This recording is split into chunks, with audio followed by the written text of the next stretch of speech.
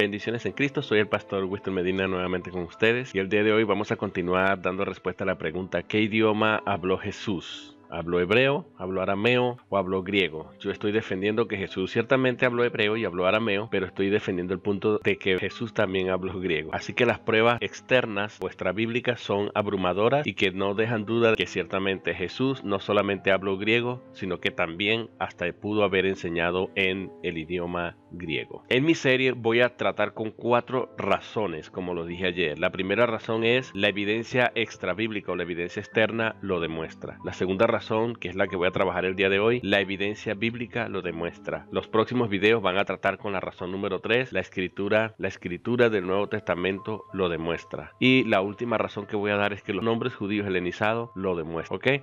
Entonces, todas estas son las 4 razones que voy a dar. El día de hoy solamente voy a ocuparme de la razón número 2, que es la evidencia bíblica lo demuestra. Y cuando hablo de la evidencia bíblica estamos hablando de la evidencia interna. Cuando leemos la Biblia hay textos y evidencias que prueben que realmente Jesús habló y hasta pudo haber enseñado en griego. No solamente Jesús, sino también sus discípulos. Por supuesto que sí. Y lo vamos a probar el día de hoy. Número 1. Tenemos el testimonio de Judas y Santiago. Sabemos que Judas y Santiago son medio hermanos de Jesús según el testimonio de sus mismas escrituras. Y ustedes saben que ellos escribieron en perfecto griego con una fluidez increíble y hasta usaron frases y hasta usaron expresiones idiomáticas propias del idioma griego. Una prueba de esto es el papiro 7Q8, que cuando se reconstruyó esa frase que aparece en ese papiro, se reveló que se encontraba Santiago 1, 23, 24. Y cuando se hacen las pruebas de datación, ese papiro 7Q8 data del mismo tiempo contemporáneo, de la misma época del tiempo de Cristo, del primer siglo. Entonces, esto es una prueba muy fuerte de que realmente Santiago fue el autor de este libro que fue escrito precisamente en griego, aunque se consiguió solamente un fragmento. Ese fragmento tiene el contenido de Santiago 1, 23 y 24 en el idioma griego. Ustedes lo pueden corroborar y buscar e investigar esto. Recuerden que ayer les mostré 9 papiros que fueron conseguidos, entre los cuales también está el papiro 7Q8, una pequeña fracción que es el versículo de Santiago 1, 23, 24, lo cual revela que realmente este documento de Santiago es un documento legítimo y que él mismo fue el autor de ese libro, y que en ese libro de Santiago hay muchísimas expresiones idiomáticas que son exclusivas y propias del idioma griego. El nivel de proficiencia del idioma griego de Santiago y Judas era bastante alto. Ahora, ¿qué nos lleva a pensar que Judas y Santiago, que eran medio hermanos de Jesús, que hablaban y escribían en perfecto griego y hasta expresiones idiomáticas en griego se conocían, sabían? ¿Qué nos lleva a pensar que Jesús no pudo hablar griego si sus propios hermanos hablaban el griego y escribían en griego hasta las expresiones idiomáticas de este idioma? Un argumento abrumador de que realmente Jesús pudo hablar en griego, escribir y hasta enseñar en griego. Una segunda evidencia dentro de esta razón, que es la conversación de Jesús con otros judíos. Jesús tuvo conversaciones fluidas con otros judíos. Por ejemplo, veamos la primera conversación, una conversación que Jesús tuvo con Pedro. Ustedes recuerdan cuando Cristo murió, resucitó y apareció a Pedro. Esto se encuentra en Juan 21, 15, 17. ¿Y qué dice allí? Bueno, lo voy a transcribir del griego porque en el español se pierde y en otros idiomas también se pierde la traducción. Jesús tiene un diálogo con Pedro y Jesús le pregunta a Pedro, entre otras cosas que dice, le pregunta a Jesús, ¿agapasme? Es decir, ¿me amas con el amor puro, con el amor sincero, con el amor incondicional? Veamos cómo Pedro responde. Pedro responde filose. O sea, cuando dice filose, él debió haber dicho agapose, pero no dijo agapose, él dijo filose. ¿Por qué dijo filose? Porque lo que le está diciendo Jesús al preguntar, agapasme, le está diciendo, ¿me amas con amor incondicional? Y Pedro le está diciendo, sí Señor, te tengo cariño. O sí Señor, tú me importas como amigo. O te tengo cariño, que es. Porque filose viene de un amor filial. Yo te amo como amigo, ¿ok? Te tengo cariño, ¿ok? Así que esto fue lo que Pedro respondió. Jesús vuelve a preguntar en griego, agapasme, y Pedro respondió en griego, filose de nuevo. Así que encontramos que Jesús preguntó 2 veces, agapasme, Pedro respondió, filose 2 veces. Ahora, Jesús va a bajar al nivel de Pedro y entonces va a preguntar, ¿filisme? Jesús ahora va a preguntar, ¿filisme? O sea, ¿me tienes cariño? ¿Me quieres como un amigo? ¿Filisme? ¿De cierto me quieres como amigo? En pocas palabras, ¿me quieres como amigo? Vean que Jesús ahora ya en la tercera vez no va a preguntar, agapasme. Ahora va a preguntar, filisme, y vean cómo Pedro va a responder, filose. Vean cómo Cristo cambió de agapasme a filisme. Y en la narración nos dice que Pedro se sintió muy mal, que Pedro se sintió abrumado porque Jesús le preguntó la tercera vez. El hecho de que el texto diga que le preguntó la tercera vez, se podría pensar que Jesús preguntó lo mismo, pero realmente Pedro no está preocupado porque le haya preguntado la tercera vez lo mismo, sino porque se sintió abrumado porque Jesús bajó al nivel de él para levantarlo y le preguntó: ¿realmente me quieres como amigo? ¿Realmente me tienes cariño? Eso fue lo que conmovió a Pedro y le quebró el corazón, porque realmente esto lo conmovió, el hecho que Jesús baje a su nivel para levantarlo y diga: files mi, filo sé, Señor, tú lo sabes todo, tú sabes que te amo, filo sé, le dice Pedro. Entonces, en el diálogo de Cristo con Pedro, vemos que en ningún otro idioma se puede ver esta distinción, solamente en griego, y esto explica por qué Pedro se pudo haber sentido mal. Jesús no preguntó la tercera vez de la misma manera. Jesús no dijo agapasme, él dijo filesme. Esta distinción no existe ni en el arameo, ni en el español, ni en el inglés, y uno se pierde dentro de esta riqueza lingüística del griego. Así que lo único que pudo haber descompuesto a Pedro es que Jesús le preguntara la tercera vez, pero no porque le preguntó la tercera vez, sino porque le preguntó en el mismo nivel en que él le había respondido en las dos veces anteriores: filesme, me tienes cariño, y eso fue lo que conmovió a Pedro. Ni en arameo, ni en hebreo, ni en ningún otro idioma hay esta clara distinción, lo cual prueba que esta conversación tuvo efectivamente que haber sido en el idioma griego. Además, podemos nosotros leer en Lucas 5:10 que Pedro era pescador. Si era pescador, el área de Pedro era el mar. Pedro tenía que vender pescado. Pedro tenía que tener una comunicación con una audiencia que era mixta, porque cerca del mar había muchos turistas y había muchos griegos y había mucha gente. Recuerda que la Baja Galilea estaba full de griegos, hasta pueblitos habían fundado, y esto está probado arqueológicamente de que muchos pueblos que hasta tienen nombres griegos como Decápolis, etcétera, etcétera, habían sido fundados para hospedar a los griegos. Y Pedro tenía clientes griegos, tenía que dominar el griego para comunicarse. Hechos 2, 9, 11, el primer discurso de Pedro el día de Pentecostés, Pedro se dirigió a una audiencia multilingüe y Pedro tuvo que haber utilizado el idioma griego para comunicarles el mensaje que les comunicó, porque todos estos judíos prosélitos hablaban griego porque pertenecían a diferentes ciudades de Atenas, de Asia, del Ponto, y todas esas regiones eran lugares donde se hablaba griego. Entonces Pedro tuvo que haberse comunicado con esa audiencia en griego. Vean ustedes la lista de todas esas ciudades y países que se mencionan en Hechos capítulo 2, y ustedes pueden darse cuenta que todas esas ciudades que se mencionan allí, de donde eran todos esos judíos prosélitos. Recuerden que un judío prosélito no pertenece a Israel, ha entrado a la religión judía por alguna conexión con alguien, o porque se le predicó, o porque algún familiar es judío y entonces extiende la religión a esa persona, se circuncidó y abrazaban el judaísmo. Pero eso no significaba que hablaban hebreo, sino que hablaban el griego en este caso como idioma oficial, y otros idiomas, podrían hablar otros idiomas. Entonces esta es la gran diferencia. En Hechos 4:13 la gente hasta se sorprendió del denuedo que Pedro y Juan tenían cuando sanaron al cojo de la puerta del templo. En Hechos 10 también encontramos a Pedro visitando a Cornelio, que era un centurión romano. Los cinturones romanos hablaban griego, también hablaban latín, pero su idioma predominante era el griego. ¿Cómo pudo Pedro tener una conversación fluida con Cornelio y hasta bautizarlo si Pedro no hablaba griego? Esto es evidencia de que realmente los discípulos de Cristo también se comunicaban en griego.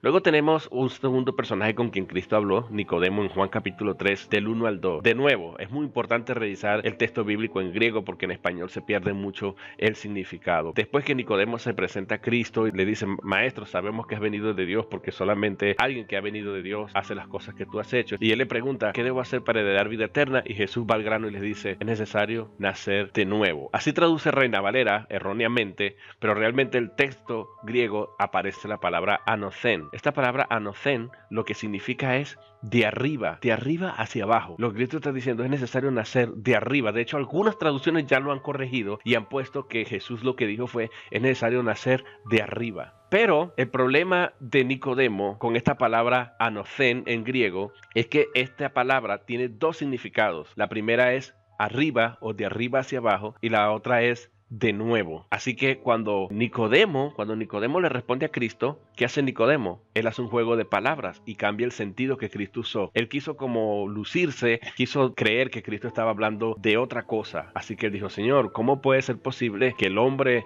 ya viejo vuelva a meterse en el vientre de su madre y vuelva a nacer? Él usó la palabra de nuevo en el sentido de nacer otra vez. Y Jesús le dice: no has entendido. Y comienza a explicarle que se estaba refiriendo a nacer del Espíritu, que nacer del Espíritu es lo que él quiso decir, nacer de arriba.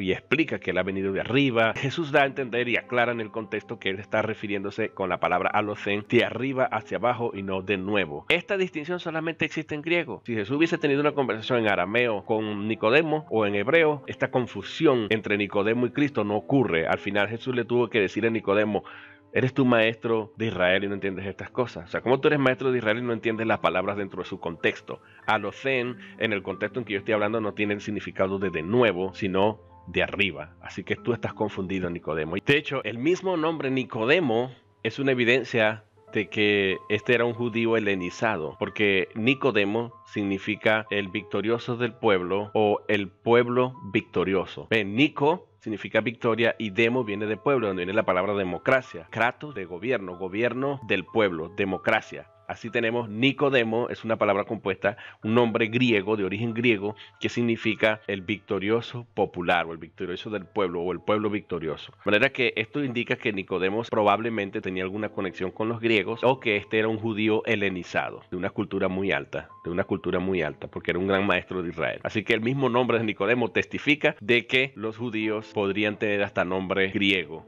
y que este hombre entendía el idioma. Pasemos a considerar el punto C, el testimonio de los judíos. En Juan 7:35 dice: entonces los judíos dijeron entre sí: ¿a dónde se irá este que no le hallemos? Porque Jesús estaba diciendo que se iba y que a donde él iba nadie podría ir, etc. Ya era al final de sus días. ¿Se irá a los dispersos entre los griegos y enseñará a los griegos? ¿Por qué los judíos están asociando a Cristo con los griegos y están diciendo: ¿a dónde se irá esto? Ellos estaban malinterpretando las palabras de Cristo, pero la pregunta es: ¿a dónde se irá este que no le hallemos? ¿Se irá a los dispersos entre los griegos y enseñará a los griegos? ¿Por qué van a decir eso? A menos que haya un antecedente. Sí, es que había un antecedente. Recuerden que esto lo dice a Jesús al final de sus días. Marcos 7:25-30 es el antecedente, que ellos sabían que Jesús hablaba con fluidez con muchos griegos. Vean, por ejemplo, porque una mujer cuya hija tenía un espíritu inmundo, luego que oyó de él, vino y se postró a sus pies. Y aclara el autor: la mujer era griega y sirofenicia de nación. Los sirofenicios hablaban griego, ese era el idioma predominante. Y le rogaba que echase fuera de su hija al demonio. Entonces ustedes pueden leer hasta el versículo 30 que Jesús le responde, y no dice el texto, jamás aclara el autor, que se necesitó de un intérprete o de un traductor o de un mediador entre Jesús y la mujer para hablar. Es más, hasta los mismos discípulos, a la luz del contexto, entendían a la mujer: Señor, despide a esta porque da voces detrás de nosotros. Así que Jesús tiene una conversación con esta mujer, y esta mujer era griega, y no dice el texto que necesitó de intérprete. Jesús respondió inmediatamente a la mujer. Así que esto es una prueba muy fuerte de que realmente Jesús habló en griego, y probablemente los judíos allá en Juan 7:35 están recordando estas experiencias de Cristo hablando con griego, y seguramente se va a ir ahora entre los griegos, se va a esconder allá entre ellos y hasta les va a enseñar a ellos, a los griegos. ¿Cómo les va a enseñar si Jesús no hablaba griego? Ahí se abrió la puerta como para que alguno dice: pero ¿cómo le va a hablar en griego? ¿Cómo les va a enseñar en griego? ¿Cómo va a estar entre los griegos si él no conoce su idioma? Se va a perder, no va a entender ni se va a poder comunicar. ¿Y cómo les va a enseñar? O sea, no tendría sentido si Jesús no hablaba griego. Para los judíos era claro que Jesús hablaba griego y que eventualmente Jesús podría huir y esconderse entre los griegos y hasta enseñar a los griegos. Cambiar de audiencia, pues. Así que no habría ningún problema en creer que Jesús hasta enseñaba y ministraba en griego. Y aquí esta mujer es ministrada en su propio idioma, por lo que vemos a la luz del contexto. Otra prueba: las palabras de la cruz. Las palabras de la cruz, aunque ustedes no lo crean, Marcos 15:34, que también se encuentra en Mateo 27:46, donde dice: y a la hora novena Jesús exclamó con fuerte voz. La hora novena era las 3 de la tarde: Eloí, Eloí, lema sabactani, que traducido significa: Dios mío, ¿por qué me has abandonado, me has desamparado? Porque esta es una prueba de que Cristo hablaba griego. Porque la audiencia de Jesús, cuando Jesús gritó y dijo: Elí, Elí, lama sabactani, o Eloí, Eloí, lama sabactani, dice que los judíos dijeron: está llamando a Elías. ¿Por qué los judíos tendrían que decir están llamando a Elías si ahí Jesús está diciendo Elí, Elí o Eloí, Eloí en arameo? ¿Por qué no entendieron su propio idioma, que era el arameo? Algunos estaban entendiendo que Jesús estaba hablando en griego. El asunto es que Elías en griego se dice Ilía, Ilía. Era muy cercano a la frase Elí, Elí o Eloí, Eloí. No sabemos si se pronuncia también esta OI, porque en griego hay una regla que la O con la I se pronuncia I. Así que es probable que por eso Mateo haya transcrito Elí, Elí, lema sabactani. Lo cierto es que Jesús estaba hablando en arameo, y aquellos estaban afinados era a entender o a escuchar alguna palabra que se asociara al idioma que ellos hablaban, que era el griego. Elí, Elí, suena como Elí, Elías. Yo creo que están llamando a Elías. Ellos supusieron que Cristo lo que estaba llamando era a Elías. Otra evidencia, la inscripción de la cruz. Sabemos que en Juan 19, 19 y 20 dice, escribió también Pilato un título que puso sobre la cruz, el cual decía, Jesús Nazareno, Rey de los Judíos. Y muchos de los judíos leyeron este título, porque el lugar donde Jesús fue crucificado estaba cerca de la ciudad y el título estaba escrito en hebreo, en griego y en latín. Estaba escrito en 3 idiomas, que era muy común. Esto prueba lo que dije de las evidencias extrabíblicas. Era muy común que existieran letreros, que existieran inscripciones bilingües y hasta en 3 idiomas y hasta en muchos otros idiomas, como lo probamos ayer. Existían. La frase que encontramos en griego es Jesús o Nazareos o Basileus ton Iudeon. Así que aquí tenemos esta frase, Jesús Nazareno, Rey de los Judíos, en griego. Es decir, Pilato escribía griego, y esto nos debe llevar a pensar también, ¿Jesús acaso no conversó con Pilato? Jesús conversó con Pilato fluido y habló con Pilato. Esta prueba no la puse acá, pero se me ocurre ahora que veo que quise, y escribió también Pilato un título, es decir, que el idioma de Pilato y de los romanos normalmente era el griego. Así que es muy probable que Jesús habló con Pilato hasta en su propio idioma, en griego. Esta es una prueba muy importante. Y por último,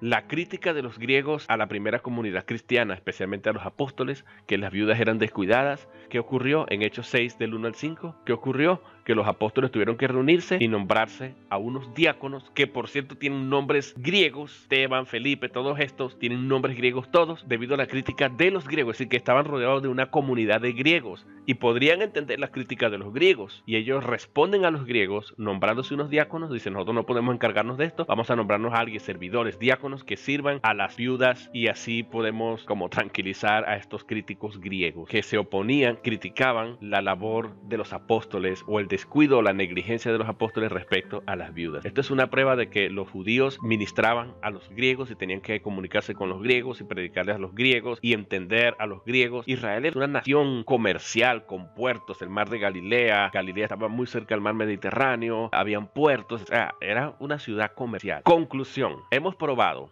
con 2 evidencias abrumadoras, la evidencia externa o la evidencia extrabíblica, más la evidencia bíblica o interna, que realmente Jesús pudo hablar y enseñar y ministrar a otros en el idioma griego. Bendiciones en Cristo y espero que esta información les sea valiosa y les ayude. Hasta luego.